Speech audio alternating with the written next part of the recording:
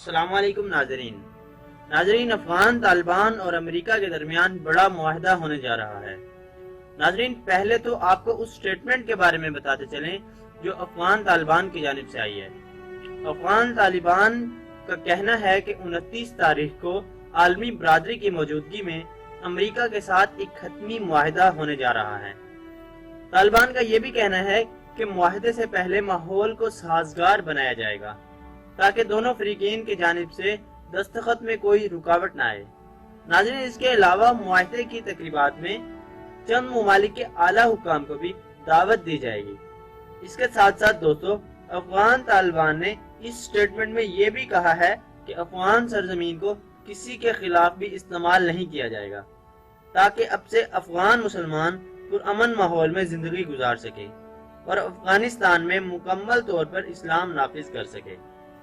دوستو، افغان طالبان تو بہت عرصے سے ملک میں مکمل اسلامی نظام رائج کرنا چاہتے تھے، لیکن اسلام دشمن سازشیں کب یہ چاہتی ہے کہ یہاں اسلام آئے، کیونکہ دوستو غیر مسلم افغانستان کو اپنے بہت سے مقاصد کے لیے استعمال کر رہے ہیں۔ یہ لوگ یہاں منشیات کی کاشت کر کے یورپ کی منڈیوں تک پہنچاتے ہیں۔ امریکہ دنیا کی 95% منشیات یہاں سے پیدا کر رہا ہے۔ دوستو، اب سوال یہ پیدا ہوتا ہے کہ کیا یہ کفریہ طاقتیں اب اس معاہدے کو کامیاب ہونے دے گی؟ کیونکہ ملا عمر نے جب اسلامی نظام نافذ کیا تھا تو افغانستان میں منشیات کی کاشت 0 ہو گئی تھی۔ دوستو، اس سٹیٹمنٹ کے بعد لازمی کہیں نہ کہیں کوئی پلاننگ چل رہی ہوگی اسے ناکام بنانے کے لیے، لیکن امریکہ کو تو یہاں سے نکلنا ہے اور وہ اس خطے کو کبھی بھی امن میں نہیں دیکھے گا۔ دوستو، وہ اس خطے کو لازمی جنگ کا میدان بنائے رکھے گا۔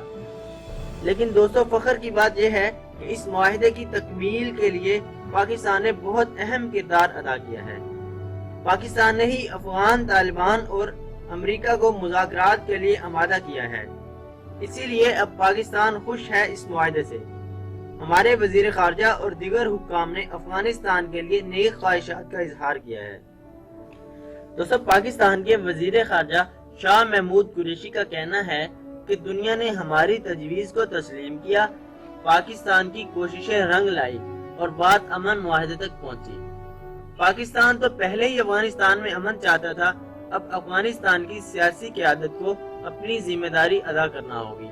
امید ہے کہ افغان جماعتیں اس تاریخی موقع سے بھرپور فائدہ اٹھائیں گی۔ دوستو، یہ بیان آیا ہے ہمارے وزیر خارجہ شاہ محمود قریشی کی جانب سے اور امید ہے یہ معاہدہ ضرور کامیاب ہوگا۔